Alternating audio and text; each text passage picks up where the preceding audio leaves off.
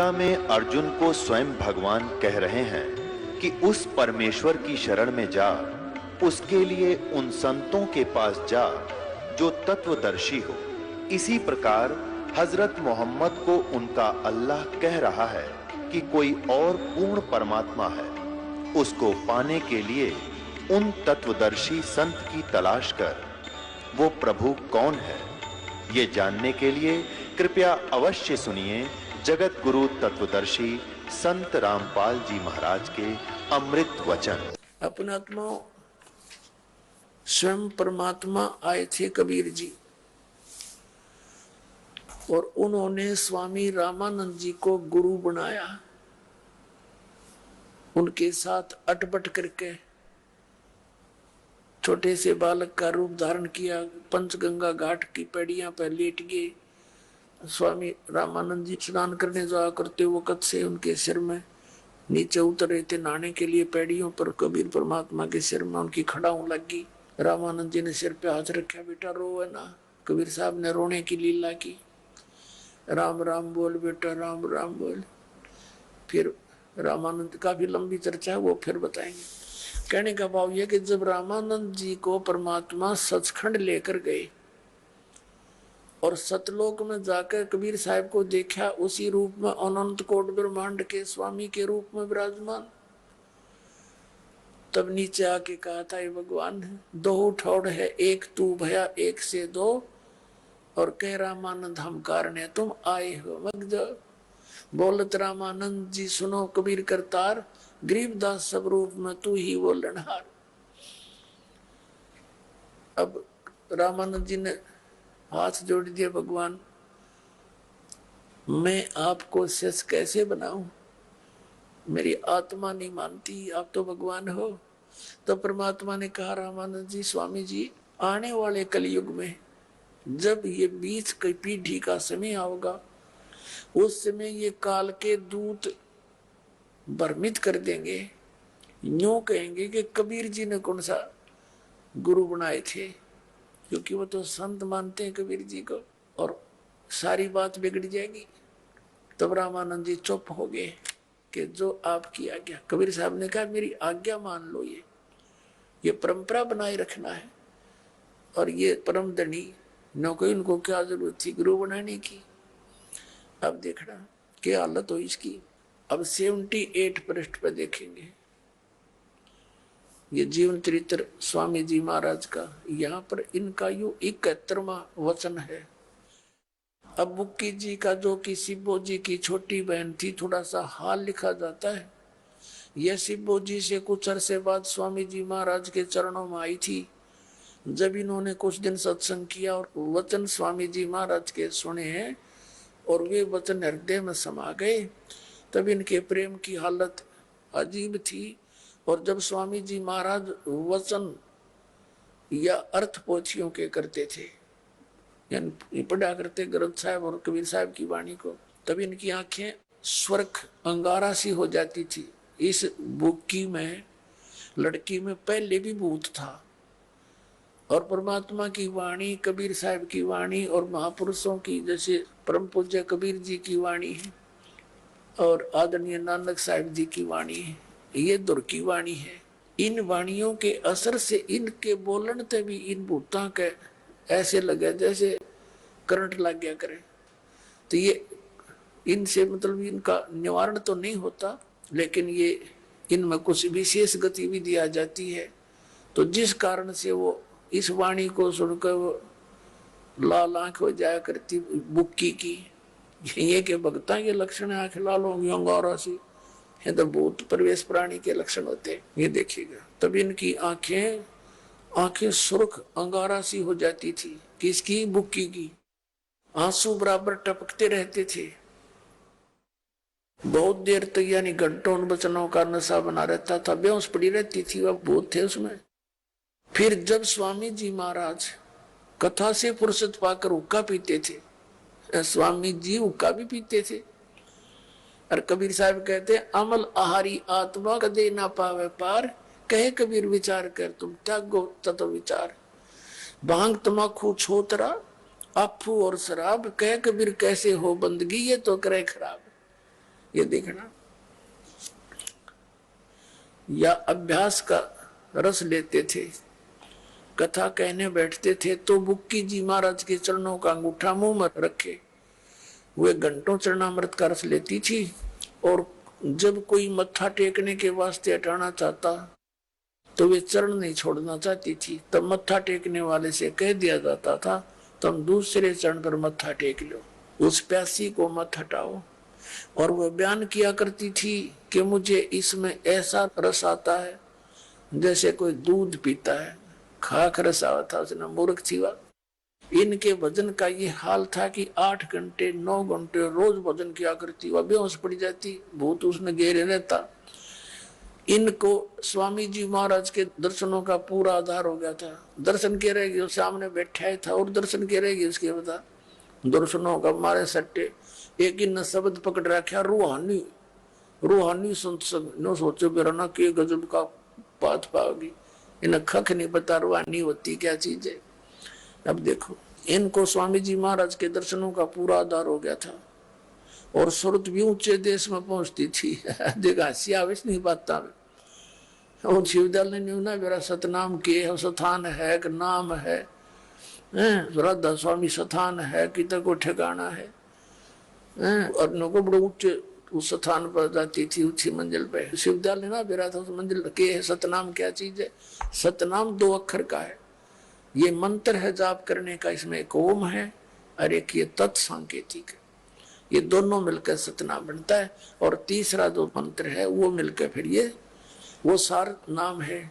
फिर तीनों का इकट्ठा ही सिमरण होता है। देखिए इनकी फिर सूरत भी ऊंचे देश में पहुंचती थी। जब स्वामी जी महाराज अंतर ध्यान हुए तो बुक्की जी की ये कैफियत हुई कि दिन रात बेहोश पड़ी रहती थी और 2-2 दिन हाजत जरूरी को भी रफा करने नहीं जाती थी, यानी फ्रेश होने भी नहीं जाती थी और सूरत स्वामी जी महाराज के चरणों में लगी रहती थी। अब 80 पृष्ठ पर आ गया। करीब 1.5 महीने के ये हाल रहा, सबको खौफ हुआ, यानी शिवदयाल जी मर गए उसके बाद की बात है, इनका शरीर पूरा हो गया, शायद इनकी देह छूट जावे। तब स्वामी जी महाराज ने इनको दर्शन दिए और फरमाया कि जिस तरह तू सेवा पेशतर किया करती थी, यानी उसके जीते जी जो सेवा करती थी, रोटी बनाती थी, होक्का भरती थी, उसी तरह से करो। और फिर उसी रोज से बुक्की जी भोग भी तैयार करती थी और मेरे पन्नी गली के मकान पर पहले के दस्तूर के माफिक पलंग बिछाया करती थी, हुक्का भरती थी। अब ये लेखक कौन है? श्री शिवदयाल जी का छोटा भाई प्रताप सिंह।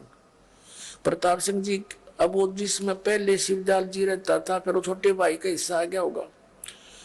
कहता वो पलंग जिस पर स्वामी जी महाराज बैठा करते और बुक्की होका भर कर दिया करती थी, रोटी खिलाया करती थी, वो पलंग आज भी बिछा हुआ है। और फिर वो भूत बनकर बुक्की में आ गया शिवदयाल, क्योंकि उस बुक्की में आकर बोला कि तू चिंता ना कर, उसी तरह भोजन बना, रोका भर मेरी सेवा कर। पहले वह बुक्की होका भी ना पीती थी, फिर होका पीने लाएगी, क्यों भूत बैठा उसके अंदर शिवदयाल, और उसी पलंग पर बैठ कर रोटी बनाती बुक्की, फिर वो भूत था इसमें, पलंग पर बैठ कर रोटी खाता, फिर होका पीता भर कर, वह बुक्की भरती और वो बुक्की पीती। ये देख उसके अंदर बैठा था। फिर उसी रोज से बुक्की भोग भी तैयार करती थी और मेरे पन्नी गली के मकान पर पहले दस्तूर के माफिक पलंग बिछाती और हुक्का भरती थी। वह पलंग अब भी बिछा रहता है। गरज की जिस तरह से पेशतर सेवा किया करती थी, यानी पहले जीते जी, उसी तरह से कुल काम करने लगी। और स्वामी जी महाराज उनको ध्यान के समय में प्रगट दर्शन देते थे और कुल सेवा उसी तरह कबूल फरमाते थे जैसा अंतर ध्यान होने के पेशतर यानी पहले करते थे। और बुक्की जी को महाराज उनके आखिरी दम तक प्रकट रहे। वह मरी इतना उस समय रहा भूत तेरा गजब भैया, तेरा गजब भैया। करोड़ों व्यक्ति डबो दिए इसने, आप डूब गया। ये परमात्मा प्राप्त प्राणी के लक्षण है।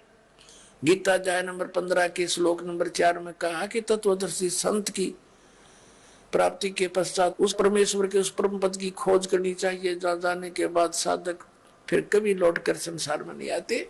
अरे यो फिर बुक्की में बैठा हुक्का पीवे। पुण्यात्माओं, परमात्मा का वो उस समय बताया हुआ ज्ञान आज सक्सेस हो रहा है कि इन सब के अनुभव इन्हीं के कर कमलों से लिखे हुए। अब ये यूं भी ना कह सकते कि हमारी पुस्तक कोई ना, क्योंकि सब बच्चों के गर्भ रखी है इनके अनुयायियों के। अब तो वो धीरे धीरे सोचते हैं हम करें क्या, 20-20 साल 30-30 साल खो दिए, किसी ने 40-40 2-2 3-3 पीढ़ी नाश कर दी इनकी। लेकिन पुण्यात्मा पाछा गई सो जान दे, अले रहती ने राख। अब तो बचो, पाछा गई सो गई। अब देखो बुक्की जी को महाराज जी उनके आखिरी दम तक प्रकट रहे, उसका माया रहे भूत। यहाँ तक कि जिस किसी को जब कोई बात स्वामी जी महाराज से अर्ज करनी होती थी तो बुक्की जी के जरिए से दरख्वास्त कर दिया करते थे। बुक्की जी में इंटरनेट लग गया है, उसने ऑन कर ले जाते ही वो भूत आ गया। जैसे बहुत से ऐसे प्रमाण है, कई आपने देखे होंगे, आ जाते हैं किसी ने कहा मैं बहरो बहरो बोलूं, बहरो बहरो भूत बेटी का बाप, तो नहीं बुक्की माँ का बोल रहा है। आगे देखो कमाल कर रखे है। यहाँ तक कि जिस किसी को जब कोई बात स्वामी जी महाराज से अर्ज करनी होती थी तो वे बुक्की जी के जरिए से दरख्वास्त कर दिया करते थे। यानी बुक्की जी अभ्यास के समय स्वामी जी महाराज को प्रकट करके और हम कलाम हुआ करती थी। इस नियाजमंद को जो लेखक बोल रहा है भी, जब कभी भीड़ के समय घबराहट होती थी यानी कोई आपत्ति आ जाती थी और किसी तरह से भी अकल काम नहीं देती थी, तब बुक्की जी के जरिए से स्वामी जी महाराज का हुक्म लिया करता था और जैसा हुक्म होता था उसी के मुवाफिक बंदा कारबंद होता था। इसी तरह राय साहब ने भी मौज की थी और बुक्की जी के जरिए से 2-4 बार हुक्म हासिल किए थे। फिर उस सतलोक में कित गया, वो तो बुक्की लोक में बैठा था। फिर तेरा गजे भाई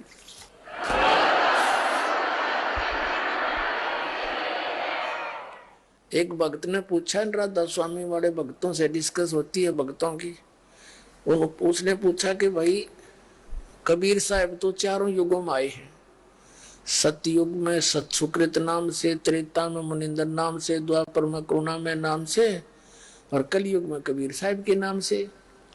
कबीर साहब खुद कहते हैं 4 युग में संत पुकारे कूक कया हम हेल रे, हीरे माणिक मोती बरसे यूं जग चुगता ढेल रे। कबीर साहब खुद कहते हैं कि सतयुग में सतसुकृत कह टेरा, त्रेता नाम मुनिंदर मेरा और द्वापर में करुणा में कहाया और कलयुग में नाम कबीर धराया। 4 युग में हम आए। तो तुम्हारा यो परम धनी शिवदयाल जी का कोई पूर्व इतिहास है इससे पहले 150 साल तो पहले? कि नहीं भाई, वो तो नहीं, पहले नहीं। फिर उससे पहले वालों का कल्याण किसने करा भाई? तो बुद्धिमान तो वहां पर रुक जाते हैं, सचमुच यह तो बात बिगड़गी। अब आदरणीय गरीबदास साहिब जी कहते हैं कि सतगुरु पुरुष कबीर हैं ये 4 युग परमाणे, ये झूठे गुरुआ मर गए होगे भूत मसाणे। ये झूठे गुरु नकली ये मर गए भूत बने अंडे हैं और दुनिया इनकी पूजा कर वो भटक रहा है प्रेत बनकर। अपना आत्माओं आपके सामने आ गई सच्ची बात। अब ये कहते हैं हमारा ज्ञान तो गीता और वेदों से ऊपर का है, हमने जोत लाने की जरूरत नहीं। जो थोड़ी बहुत पुण्य हवन यज्ञ का होता था वह जोत बंद करवा दी ना। हिंदू समाज में घर घर में जोत लगा करती थी। घी प्रज्वलित करना ही हवन है। और फिर गीता जैसे पवित्र ग्रंथ को पढ़ के जो ज्ञान यज्ञ का लाभ होता था वो भी बंद करवा दिया। इनका ज्ञान आपने पढ़ दे दिया। ओ सतनाम, सतनाम की तो स्थान है। सतनाम फिर सतलोक, सचखंड, सार शब्द, सत शब्द और सतपुरुष भी सतनाम। अरे बैठा बैठा के बताए भगवान। तो ज्ञान यज्ञ का लाभ नहीं, हवन यज्ञ का लाभ नहीं। मंत्र इनके 500 नाम काल के जानो।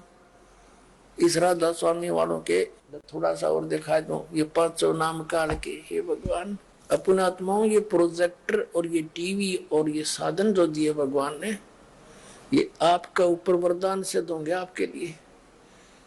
कोई तेनों सोचा जैसे पहले थी अपनी अपनी डफड़ी अपने अपने राग सब बता ही रहे थे, अब आपके रूबरू कराए जा रहे हैं। ये सच्चाई सामने दास यहाँ दिखा रहा है, आपको वहां दिखाई दे रहे हैं। कोई झूठ नहीं, इतना सा कोई मिलावट नहीं। तो आप कितने दृढ़ हो जाओगे, उन नकलियों को आप रिजेक्ट करना शुरू कर दोगे। ये देखिएगा, ये घट रामायण है तुलसी साहेब हाथरस वाले की, वेलविडिया प्रिंटिंग वर्क्स इलाहाबाद, भाग 1 है ये सतगुरु तुलसी साहेब हाथरस वाले की रची हुई भाग 1 घट रामायण। अब हम इसके 27 पृष्ठ पर आते हैं। ये देखिएगा, ये 27 पृष्ठ है, 27। अंतर गुफा तहां चल जाऊं, तहां साहेब के दर्शन पाऊं। पांचों नाम जीव जब बाख्या, और छठवा नाम गुप्त कर रख्या। अब राधा स्वामी वाले तो पांचों बगाटा जोड़ रहे हैं, छठा क्या कहाँ है। और पांचों नाम काल के जानो, तब दानी मन शंका आनो। निर्गुण निराकार निर्वाणी, धर्म रायु 5 बखानी। जीव नाम निज कहे विचारी, जान बूझ दानी झक मारी।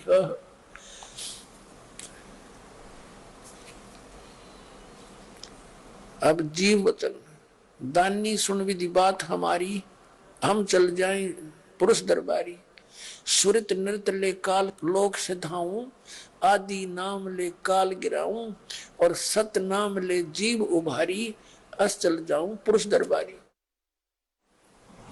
ये पांचों नाम काल के जानो, ये पांचों निरंकार ओंकार, ये पांचों नाम काल के। और फिर बताया कि वो छठवा नाम गुप्त कर रखा।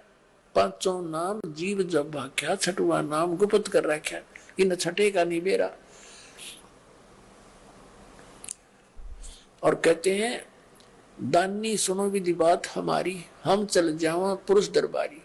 कैसे जाओगे भगवान के दरबार में कि सुरत नृत्य ले लोक सिधाऊं, आदि नाम ले काल गिराऊं। आदि नाम सार शब्द, सार नाम ये दो आपको दास बतावेगा।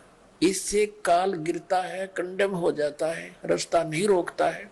और सतनाम में 2 अक्षर है, एक ओम और एक वो तत् गुप्त है। सतनाम ले जीव उभारी, सतनाम से जीव का वो भक्ति धन इकट्ठा होता है। और ऐसे चल जाऊं पुरुष दरबारी। अब के रह गए राधा स्वामी पंथ में, खक रह गए, वो शिवजाल भूत बन गया। पांचों नाम काल के जाप करे, इनका ज्ञान दिखाई दिया, अटबट मार रखी। वही सतनाम, वही सतलोक, वही सचखंड, वही सार शब्द और सतपुरुष, सतनाम ही सतपुरुष। अरे फूटे भाग हमारे, ऐसे परम धनी को आगे मार के दुनिया डबोगे। अब आपको दिखाते हैं उस पवित्र सदग्रंथ श्रीमद् भगवत गीता क्या ज्ञान देता है। और हमारे इन धर्म गुरुओं ने इन सदग्रंथ, ये सदग्रंथ सही है, इनको समझने वाले मूर्ख थे जिनका अनुवाद ठीक नहीं कर पाए। अब देखिएगा, अब 7वें अध्याय के 29वें श्लोक में गीता जी में श्रीमद् भगवत गीता ले लिया। अब हमने जयदाल गोविंद का इसके अनुवादक है। 7वां अध्याय और श्लोक नंबर 29 में ये बताया है। अब गीता ज्ञानदाता कहता है कि माम आश्रित यतंती ये जरा मरण मोक्षाय। जरा माने वृद्धावस्था, मरण माने मृत्यु से मोक्ष के लिए, इसे छुटकारे के लिए मेरे इस ज्ञान को आश्रित करके कि तत्वदर्शी संत की खोज करके उससे तत्व ज्ञान प्राप्त कर लिया। जो जरा मरण से छूटने का प्रयत्न करते हैं ते ब्रह्म तत्विदु कर्षणम अध्यात्म कर्म च अखिलम। इसका अर्थ क्या होता है? इसका अर्थ ये बनता है कि जो मेरे इस ज्ञान को आश्रय बना करके तत्वदर्शी संत के पास तत्व ज्ञान प्राप्त करके उसके पश्चात वो केवल जरा और मरण से छूटने की ही इच्छा रखते हैं, प्रयत्न करते हैं। वो इस संसार की किसी वस्तु की डिमांड नहीं करते हैं। तो वो क्या है? वो तत्ब्रह्म से परिचित है और सारे दात्म ज्ञान से और सभी कर्मों से वो परिचित होते हैं, वे ही जरा और मरण से छूटने का प्रयत्न करते हैं। यहाँ की अटपट की वस्तु कुछ नहीं मांगते भगवान थे। अब इनका अनुवाद देखें। जो मेरे शरण होकर जरा और मरण से छूटने के लिए, जरा माने वृद्ध अवस्था, यत्न करते हैं, वे पुरुष तत्व उस ब्रह्म को, तत्व ब्रह्म, उस ब्रह्म को और संपूर्ण अध्यात्म को तथा संपूर्ण कर्म को जानते हैं। साथ में देखिए 30वें श्लोक में ये कहता है, जो पुरुष अधिभूत अधिदेव सहित अधियज्ञ सहित सबका आत्म रूप मुझको अंत काल में जानते हैं, वो केवल युक्त चित्त वाले मुझे ही जानते हैं। कहने का भाव यह है कि जिनको तत्वदर्शी संत मिला नहीं और मुझे ही सारे अध्यात्म का मुखिया मानते हैं, वो तो केवल मेरे स्तर का ही ज्ञान रखते हैं। लेकिन तत्वदर्शी संत मिलने के बाद वो तत्व ब्रह्म से परिचित हो जाते हैं। तो इसमें ये 30 ही श्लोक है 7वें अध्याय के। 8वें अध्याय के प्रथम श्लोक में अर्जुन ने पूछा, फिर जो आप कह रहे हो 7वें अध्याय के 29वें श्लोक में कि वो व्यक्ति जो तत्व ब्रह्म से और सारे धातुओं से सब कर्मों से परिचित है, वो केवल जरा मन से बुढ़ापे और मृत्यु के दुख से छूटने का प्रयत्न करते, वो तत्व ब्रह्म से परिचित है। तो किम तत्व ब्रह्म, फिर वो कौन है वो तत्व ब्रह्म? देखो, जिसको जानकर जीव फिर केवल जरा मरण से ही छूटने का प्रयत्न करते हैं। 8वां अध्याय 8वां अध्याय प्रथम मंत्र, किम तत्व ब्रह्म किम अध्यात्म किम कर्म पुरुषोत्तम अधिभूतम स किम प्रोक्तम अधिदैवम किम उच्यते। हे पुरुषोत्तम, वह ब्रह्म क्या है? इसका 8वें अध्याय के 3रे श्लोक में, 8वें अध्याय के इस 3रे श्लोक में उत्तर दिया है। श्री भगवान उवाच, वह परम अक्षर ब्रह्म है। अपने आत्मा हम बिल्कुल सिंपल से उस पर आ जाएंगे। गीता जी को बहुत आसान हो जाएगा अपने को समझना। पुण्यात्मा परमात्मा ने आपके ऊपर मेहर करी, 3 दिन की छुट्टी दिवाई और यहाँ बैठ के आप परमात्मा की समृद्ध ज्ञान का आनंद ले रहे हो। कदे सपने में भी ना देखा ना सुना आपने, जो आज आपके ऊपर वर्षा करवा दी दाता ने, तो कितनी पुण्यकर्मी प्राणी हो। अब हम आते हैं 8वें अध्याय के, आप जी ने पढ़ लिया पहला और तीसरा। अब देखो, ये गीता अध्याय नंबर 8 का और श्लोक नंबर 13 दिखाते हैं आपको। ये गीता ज्ञानदाता कहता है, ओम इति एकाक्षरम ब्रह्म व्यवहारण माम अनुसमरण ये प्रियाति तदन देहम स याति परमाम गतिम। अब हम सिर्फ यहां से लेंगे इनका अनुवाद। जो पुरुष ओम ओम ओम, ये ओम ऐसा, ये ओम है। ओम इति एकाक्षरम ब्रह्म व्यवहारण माम अनुसमरण, माम ब्रह्म मुझ ब्रह्म का, ओम ये है एक अक्षर है, नथिंग एल्स। उच्चारण करके सुमन करता हुआ ये प्रियाति तजन देहम, जो शरीर छोड़कर जाता है, सयाति परमाम गतिम, वो ओम से मिलने वाली परम गति को प्राप्त होता है। और परमात्मा कबीर साहब जी भी अपने इस सूक्ष्म वेद में कहते हैं, 5वें वेद में, कि राम नाम रटते रहो, राम नाम रटते रहो, जब तक घट में प्राणी, कभू तो दीन दयाल के भनक पड़ेगी कान। यही तो हमारे सदग्रंथ बताते हैं कि जिस सतर की भी आपने भक्ति करनी है, उस नाम के जाप से करनी है, उस नाम का अंतिम सांस तक जाप करना है। अभी गीता ज्ञानदाता भी कहता है, मेरी भक्ति करनी है तो एक ओम अक्षर है, नथिंग एल्स। यो हरे राम हरे कृष्ण, कृष्ण कृष्ण हरे हरे, राधे राधे श्याम मिला दे, हरे राम हरे कृष्ण, ओम नमः शिवाय, ओम भगवते वासुदेव नमः, एवं नमः। ये कहां से लाई मंत्र? ये गीता जी में जो मंत्र जाप करने का निर्देश नहीं है, उसके अतिरिक्त जो साधना और मंत्र हम करते हैं, वो शास्त्र विधि त्याग का मनमाना आचरण है, वो यूजलेस है। गीता जी अध्याय नंबर 16 के श्लोक 23 और 24 में स्पष्ट किया कि शास्त्र विधि को त्याग कर जो मनमाना आचरण करते हैं, उनकी न तो गति होती है, न उनको सिद्धि प्राप्त होती है, और न कोई सुख होता है, यूजलेस। अब प्रसंग चल रहा है कि गीता ज्ञानदाता से अन्य है वो परम अक्षर ब्रह्म। अब यहाँ गीता ज्ञानदाता 8वें अध्याय में निर्णय कर देता है कि मेरी भक्ति करनी है तो ओम नाम हो गया। और उसकी भक्ति करनी है तो तत्वदर्शी संत बतावेंगे। और 17वें अध्याय के 23वें श्लोक में स्पष्ट कर दिया। ये देखिएगा, ये है अध्याय नंबर 17 का जो 23 मंत्र है। ओम तत्सत इति निर्देश है ब्रह्मण है त्रिविध समर्थ है ब्राह्मणा तेन वेदा च यगा च विहिता पुरा। इसका सीधा सार्थ बनता है ब्रह्म ने माने व्यापक सचिदानंद घन ब्रह्म, ब्रह्म ने माने सचिदानंद घन ब्रह्म का ओम तत्सत। ऐसे यह 3 प्रकार का सचिदानंद घन ब्रह्म का नाम है, उस परम अक्षर ब्रह्म का नाम यू है, उसके पाने का मंत्र।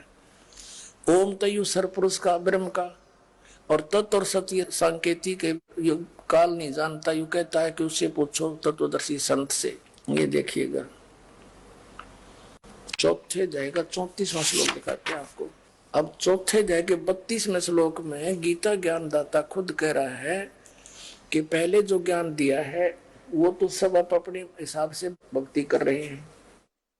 चौथे जाए के 32वें श्लोक में कहा है कि इस प्रकार ये है ब्रह्मण मुखे, इस प्रकार बहुत तरह के यज्ञ।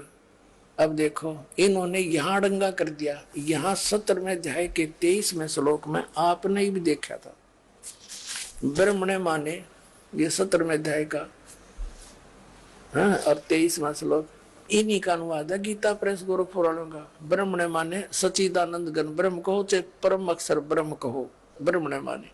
और यहां डंगा कर दिया तो इनकी बुद्धि स्लप करेगी। अब चौथे अध्याय के 32वें श्लोक में इनका अकल काम करना बंद करेगी। इन्होंने कर दी इस प्रकार और भी बहुत तरह के यज्ञ माने धार्मिक अनुष्ठान। यह लिखना था सचिदानंद घन ब्रह्म की वाणी में, यह कर दिया वेद की वाणी में। कोई बात है, गीता वेद की वाणी तो है ही। यह लिखना था सचिदानंद घन ब्रह्म ने अपने मुख से बोली उस वाणी में। ब्रह्मण मुखे कबीर परमात्मा स्वयं आते हैं परम अक्षर ब्रह्म, और ये तत्व ज्ञान बताते हैं विस्तार से कहे गए हैं उस परम अक्षर ब्रह्म की वाणी में, सचिदानंद घन ब्रह्म कबीर वाणी में। और इन सब को तू कर्म जान, यानी काम करते करते करने होते हैं वो मंत्र, इसे बताओगे। इस प्रकार तत्व से जानकर उनके अनुष्ठान द्वारा तू कर्म बंधन से सर्वथा मुक्त हो जाएगा। अब ये है वो तत्व ज्ञान। ये तत्व ज्ञान है जो परमात्मा अपने मुख से आकर बोलता है, जो कबीर परमात्मा ने कबीर वाणी में बोल रखे, ये तत्व ज्ञान है। अब यहाँ बताया है चौथे अध्याय के 34वें श्लोक में, ये अध्याय 4 का ये मंत्र नंबर 34-32 हमने पढ़ लिया। उस तत्व ज्ञान को जो परमात्मा अपने मुख कमल से आकर बोलते हैं, सचिदानंद घन ब्रह्म की वाणी में जो लिखा है, तत्वदर्शी संत ज्ञानियों के पास जाकर समझ उनको भली भांति दंडवत प्रणाम करने से, उनकी सेवा करने से और कपट छोड़कर पर सरलता पूर्वक प्रसन्न करने से वे परमात्म तत्व को भली भांति जानने वाले ज्ञानी महात्मा तुझे तत्व ज्ञान का उपदेश करेंगे। अब हो गया कंसेप्ट क्लियर। गीता अध्याय नंबर 17 के श्लोक नंबर 23 में 3 मंत्र बताए और इसने स्पष्ट कर दिया है कि मैं कंप्लीट नहीं जानता, वो तत्वदर्शी संत बताओगा, उनसे पूछ लो। अब ये दास है वो तत्वदर्शी संत, ये तीनों मंत्र आपके पास नारे नारे बता दूंगा, लगे रहना, सबको मिलेंगे, पूरा विश्व आएगा।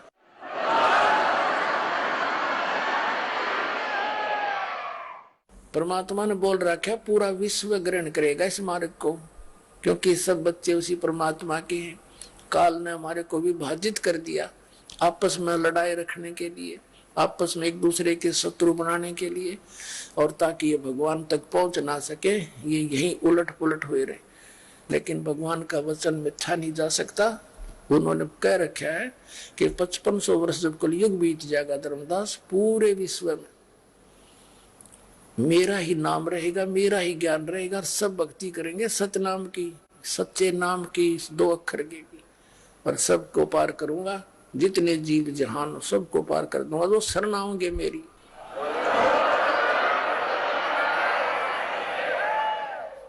अब हम फिर आते हैं 8वें अध्याय के। देखो अब ये अध्याय नंबर 8 का अब हमने ये पढ़ लिया कि वो परम अक्षर ब्रह्म है, तीसरा मंत्र वो परम अक्षर ब्रह्म है। और यहां फिर 8वें अध्याय के 5वें में क्या बताया है कि जो पुरुष अंत काल में भी मुझको ही स्मरण करता हुआ शरीर त्याग कर जाता है तो मेरे मद भावम याति, ये लिखना चाहिए था, मेरे साक्षात स्वरूप को नहीं, वो मेरे भाव में भावित, मेरे भाव को प्राप्त होता है, मेरे में उसकी भावना बनी रहती है, आस्था बनी रहती है। इस प्रकार कोई संशय नहीं।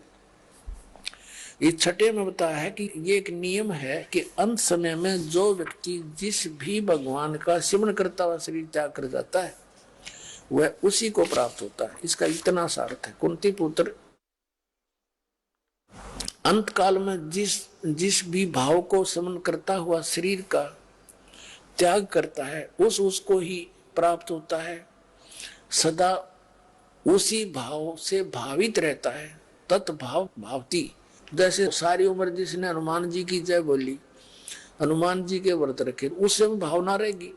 ऐसे बता रहा है कि जो मेरी शरण में मेरे में भाव रहेगा तो मुझे प्राप्त होगा, देखना उसी भाव में भावित रहता है। अब 8वें अध्याय के 5 और 7 में, इस 7वें में क्या बताया है, हे कुंती पुत्र अर्जुन, हे अर्जुन तू सब समय में निरंतर मेरा स्मरण कर और युद्ध भी कर।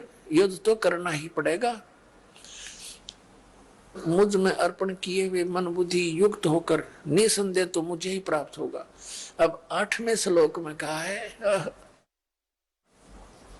हे पार्थ, परमेश्वर के ध्यान के अभ्यास रूप योग से युक्त। अब ये अनुवाद करता है कि अपनी सोच होती है, अभ्यास योग युक्तेन।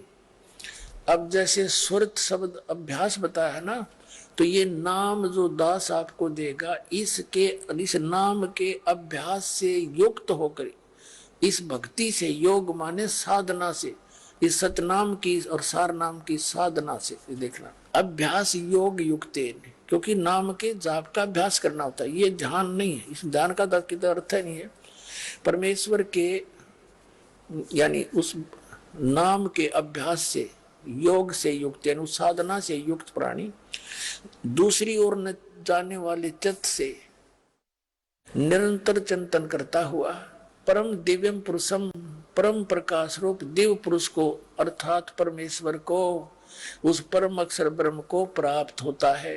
अपनी तो उसने 7वें 8वें अध्याय के 5 और 7 में स्पष्ट कर दी, फाइनल कर दी कि मेरा सेवन कर, मेरे में भाव वाला हो जा, और मेरा ओम नाम है 8वें अध्याय के 13वें श्लोक में, मुझे सेवन करेगा मुझे प्राप्त होगा। युद्ध तो करना पड़ेगा।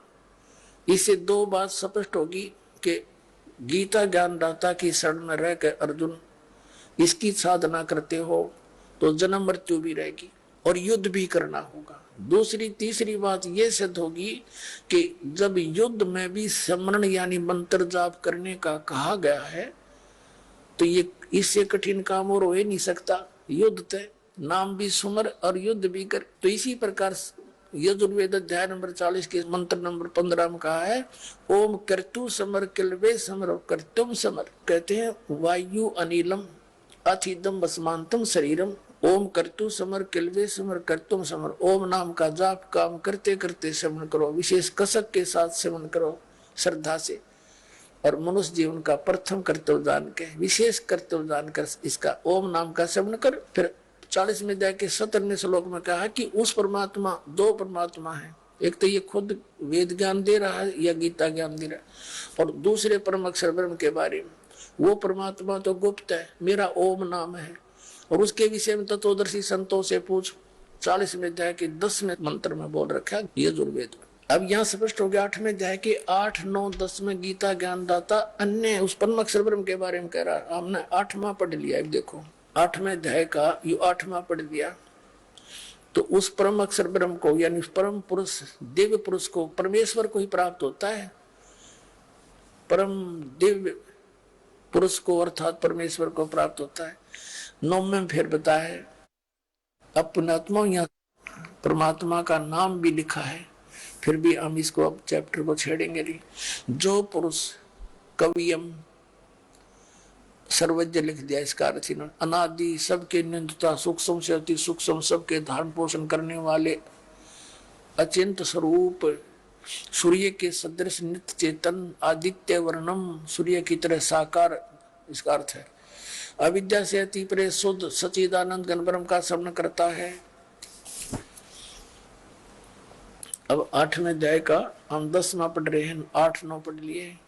वह भक्ति युक्त पुरुष, यानी उस नाम की भक्ति से परिपूर्ण वो भक्ति का धनी व्यक्ति अंत काल में योग के बल से, योग मानो साधना की शक्ति से, बरकुटी के मध्यम में प्राणों को अच्छी प्रकार स्थापित करके फिर निश्चल मन से श्रवण करता हुआ उस दिव्य परम पुरुष परमात्मा को ही प्राप्त होता है। उस यानी उससे गीता ज्ञान दाता से अन्य उसके पास रह जाता है। अब इससे हो गया कंसेप्ट क्लियर। अब 18वें अध्याय के 62वें श्लोक में ये 3-4 श्लोक दिखाते हैं आपको, फिर आज का यो अमृत पान पूरा हो जाएगा।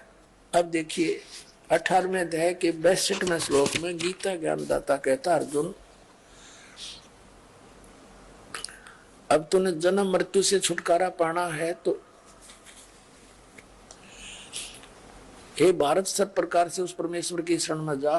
उस परमात्मा की कृपा से ही तो परम शांति को, सनातन परम धाम को प्राप्त होगा। अपने आत्मा 18वें अध्याय का ये अंतिम श्लोक चल पड़े।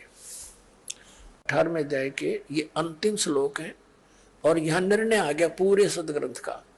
गीता ज्ञान दाता 18वें अध्याय के 63वें श्लोक में कहता है कि ये जो गीता जी का गुप्त से गुप्त ज्ञान मैंने कहना था तेरे तो कह दिया, अब तू सोच ले के करना है। उसकी शरण में जाना है तो तत्वदर्शी संत की खोज कर, मैं नहीं जानता। मेरी शरण में रहना तो नाम है अर्थालठ, युद्ध भी कर झगड़ा कर, और जन्म मृत्यु तेरी भी मेरी भी सदा बनी रहेगी। यहाँ शांति नाम की चीज नहीं। ये देखो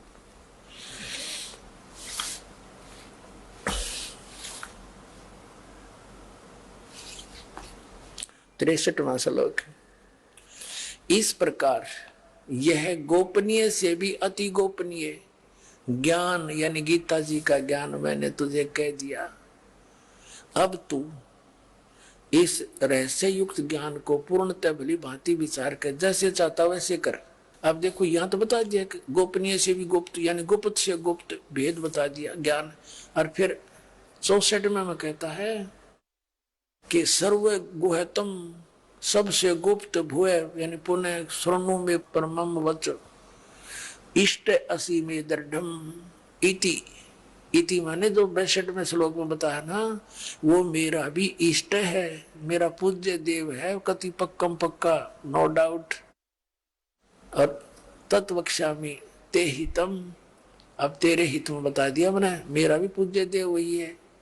यही है जो 62 में बताया। और यह इन्होंने गलत कर दिया, इष्ट का अर्थ फिर ये कर दिया है संपूर्ण गोपनीयों से अति गोपनीय परम रहस्य युक्त वचन को फिर भी सुन, क्योंकि आप मेरे अतिशय प्रिय हैं। इससे यह परम हितकर वचन तुझे कहूंगा। कोई बात हुई है? जब ये कति यहाँ बता दिया 63वें श्लोक में कि इस प्रकार गोपनीय से भी अति गोपनीय ज्ञान मैंने तुझे कह दिया, तो यहाँ कह है इसका अर्थ क्या था? तो मेरा प्रिय है और गुप्त से गुप्त बताऊं। अब कहे कि इससे भी गुप्त और बता दूं तेरे, तो सबसे गुप्त कि वो मेरा इष्ट देव भी वही है। और परमात्मा कहते हैं तेरा ज्योत स्वरूपी अलख निरंजन वो धरता ध्यान हमारा। गोरखनाथ से कहा था कि तू जिसके ऊपर फूल रहा है ना, अलख निरंजन कहता है वो काल है और वो मेरी पूजा मेरा ध्यान करता है, क्योंकि यहाँ तप से ही राज प्राप्त होता है। इसने अपना राज चलाना, वो तप करता है, मेरा करता है। जब इसमें टुकड़ा दे देता हूँ थोड़ा, इस तप के बदले इसका ढमढमा चल रहा है। अब देखो 65 में 18वें अध्याय के 65 में, मुझ में मन वाला हो मेरा भगत बन है और मेरा पूजन करने वाला हो, मुझको प्रणाम कर। अपने बारे में तो कहे मुझे प्रणाम कर और तत्वदर्शी संत को दंडवत प्रणाम कर। ऐसा करने से मुझे ही प्राप्त होगा। तुझसे मैं सत प्रतिज्ञा करता हूं क्योंकि तो मेरा अतिशय प्रिय है। अब 66 में मैं क्लियर कर दिया कि सर्वधर्मान प्रीतज माम एकम शरणम व्रज अहम तवा सर्व पापे भय मोक्षामि मां शुच। पुण्यात्माओं, ये वर्ज का और थोड़ा सा झंझट मिटाना पड़ेगा। ये कहता कि मेरे सतर की सभी धार्मिक पूजाएं मुझ में प्रीतज, मुझ में छोड़ दे, और एकम शरणम व्रज, उस सर्वशक्तिमान परम अक्षर ब्रह्म की शरण में तू जा, फिर मैं तुझे यहाँ कुत्ते के दैनी बनाऊंगा, सब पापों से मोक्ष कर दूंगा, तू चिंता ना करे। अब 10 मिनट का सत्संग आपको और सुनाते हैं। पहले तो वर्ज माने जाना होता है, इन सब नकलियों ने आना कर रखे। इंग्लिश वर्ड गो है, गो मीन जाना होता है, और कोई सेंटेंस ऐसा हो किसी उल्लेख में और उसका अर्थ कोई बिना समझे गो माने आना करता है, तो कितना विद्वान होगा, और तो एक नंबर का नकली व्यक्ति अज्ञानी होगा जो गो माने जाने का अर्थ आना करता है। यही क्रिया इन्होंने कर रखी है। पुण्यात्माओं, सौभाग्य आपका, परमात्मा ने कितना अच्छा मौसम बना रखा है, ना मच्छर ना मक्खी, ना गर्मी ना सर्दी है, और ये अमृत वर्षा होगी। पहले हम फिल्म देखा करते बिना ज्ञान के, हाँ, VCR लिया करते थे, 3 कैसेट लाते 3-3 घंटे की, और 100 रुपये किराया लग गया करता जो, और सारी रात बैठे रहे, तीनों आंख पाड़े, 100 रुपये लाग रहे हैं, सारी रात देखेंगे, चाह बनवाए जांदर पिए जांदर, कोरी बकवास देखा करते। और पुण्यात्मा ये अमृत वर्ष है, कदे देखा ना सुना, उस परम पिता का ऐसा ज्ञान आपके रूबरू हो रहा है, तो इसमें लटके ना लियो, थोड़ी देर ध्यान रखियो, बस 10-20 मिनट का सत्संग और है। ये देखिएगा, एक ये शब्द कोश में आपको दिखाते हैं। पहले ये संस्कृत हिंदी कोश है, ये वामन शिवराम आपटे इसका ये संग्रह करता है, मोती लाल बनारसी दास पब्लिशर्स प्राइवेट लिमिटेड दिल्ली से ये छपया है। इसके हम व्रज शब्द देखेंगे, इसमें देखिएगा, ये है व्रज शब्द। व्रज माने जाना, चलना, विदा होना है, और निर्वासित होना यानी जाना, इसका सीधा अर्थ है घूमना फिरना, यात्रा करना। वर्ज माने जाना, सीधा लिख रखे, वर्ज माने जाना। अब देखना, हमारे अनुवादकर्ताओं का घुमाना आपको दिखाता हूँ। गीता प्रेस गोरखपुर से प्रकाशित तो हम पढ़ रहे हैं, तो इसमें दिखाऊं पहले तो श्रीमद् भगवद गीता 18वें अध्याय का 66वां श्लोक। इन्होंने के अनुवाद किया है ये 66वां, संपूर्ण धर्मों को अर्थात संपूर्ण कर्तव्य कर्मों को मुझ में त्याग कर केवल तू एक मुझ सर्वशक्तिमान सर्वोद्धार परमेश्वर की शरण में वर्ज माने आ जा, मैं तुझे संपूर्ण पापों से मुक्त कर दूंगा, सोच मत कर। एक। अब दूसरा, यह गीता प्रेस गोरखपुर से प्रकाशित है, साधक संजीवनी। हो आइए अब हम उन श्रद्धालुओं के अनुभव जानते हैं जो जगत गुरु तत्वदर्शी संत रामपाल जी महाराज जी से दीक्षा प्राप्त कर चुके हैं तथा उनके द्वारा बताए गए भक्ति मार्ग पर चल रहे हैं। नमस्कार सर। जी सर, नमस्ते सर, क्या नाम है आपका?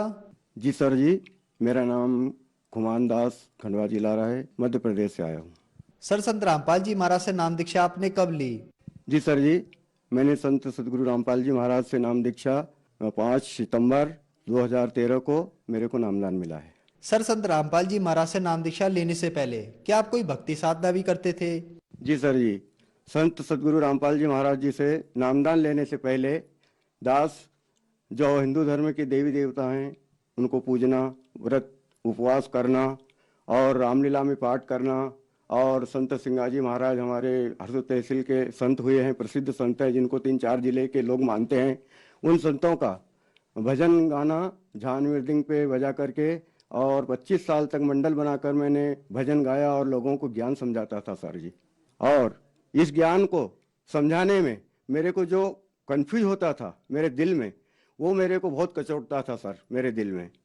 जैसे दास रामलीला में राम का पाठ करता था, पवित्र रामायण जी में जो एक प्रसंग आता है कि श्री विश्वामित्र जी के साथ राम जी और लक्ष्मण जी जनक जी के दरबार में, जनक जी के वहाँ गए थे पुष्प वाटिका में उनने विश्वामित्र जी ने उनको फूल तोड़ने के लिए भेजा था और वहाँ पर माता सीता जी अपनी सखियों के सहित गौरी पूजने के लिए वहाँ आई थी वाटिका में।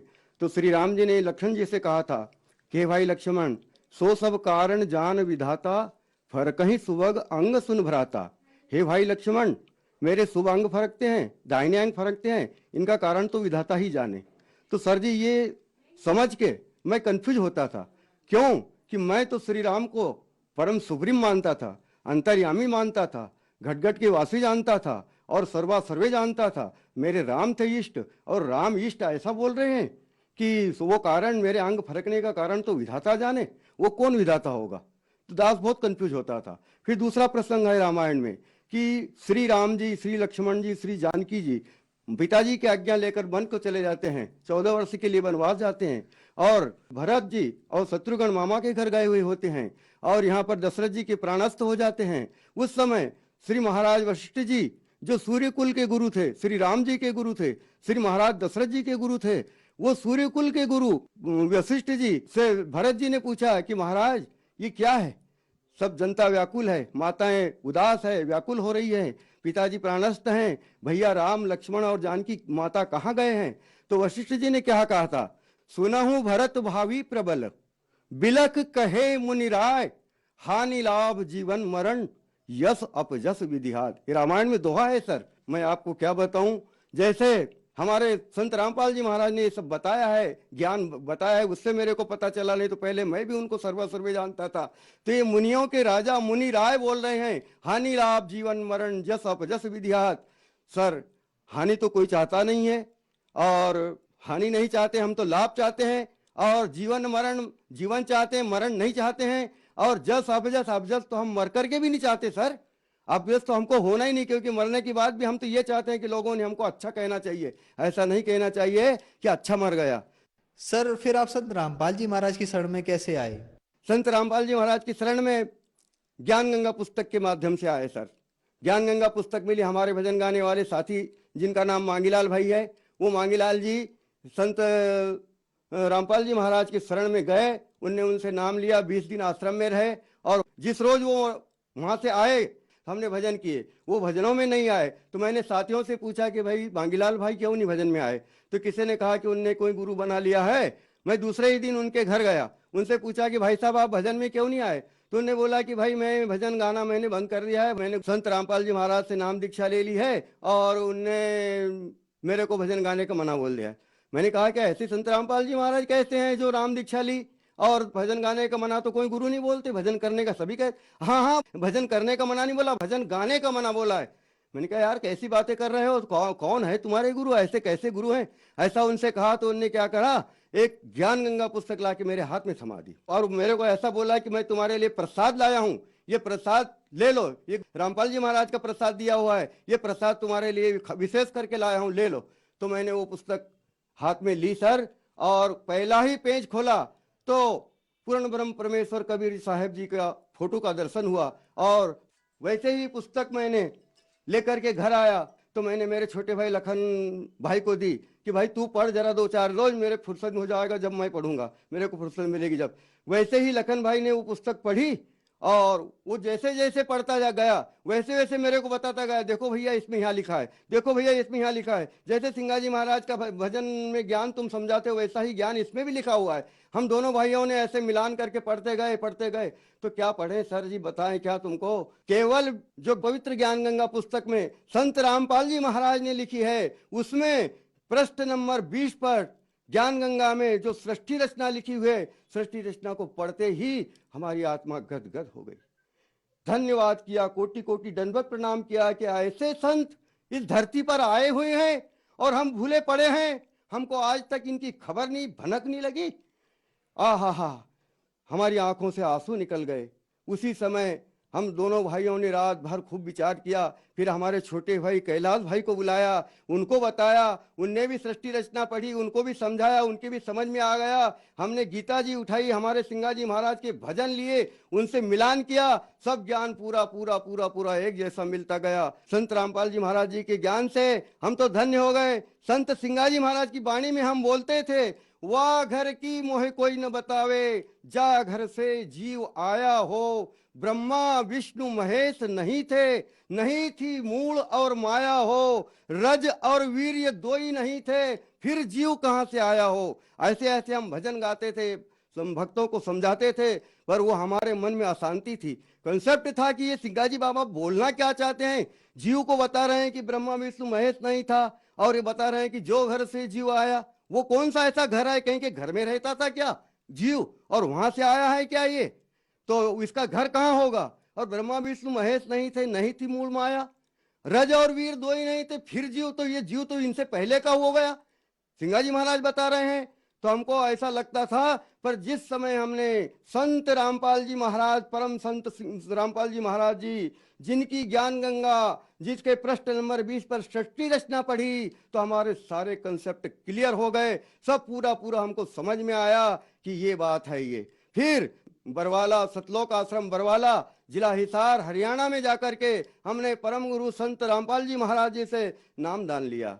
सर, हमने सुना है कि जो भी श्रद्धालु संत रामपाल जी महाराज से जुड़ता है उनको बहुत सारे लाभ प्राप्त होते हैं, तो क्या आपको भी कोई लाभ प्राप्त हुए संत रामपाल जी महाराज से नाम दीक्षा लेने के बाद?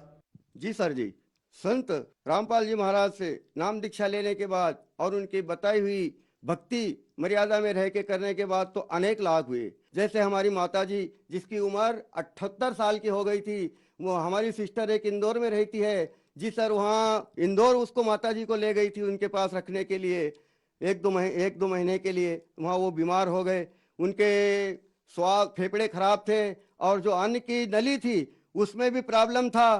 तो वहाँ बताया इंदौर में डॉक्टरों को, उनसे फायदा नहीं हुआ। वो हमारे वापस घर हमारे ले आए।